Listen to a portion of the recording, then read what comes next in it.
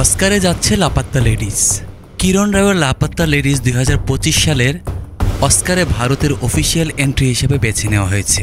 Animal, অট্টাম এবং কান বিজয়ী all we imagine as light সহ 29টি চলচ্চিত্রের তালিকা থেকে পিতৃতন্ত্রের উপর ব্যঙ্গাত্মক হালকা চালের এই হিন্দি সিনেমাটি বেছে নেওয়া হলো। সম্প্রতি কিরণ রাও জানিয়েছিলেন তিনি নিশ্চিত যে ফিল্ম ফেডারেশন অফ ইন্ডিয়া সেরা ছবি বেছে নেবে।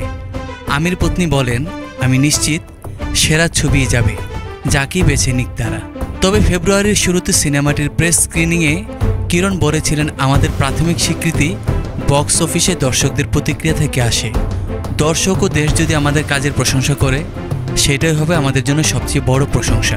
লাপাত্তা লেডিজ 2001 সালের প্রেক্ষাপটে গ্রামীণ ভারতের দুটি মেয়ের একটি হৃদয়গ্রাহী গল্প, যারা দুর্ঘটনাক্রমে ট্রেনে করে যাওয়ার সময় অদলবদল হয়ে যায়। ছবিটির প্রযোজনা করেছেন রাওয়ের কিনলিঙ্ক প্রোডাকশন এবং আমির খান প্রোডাকশন।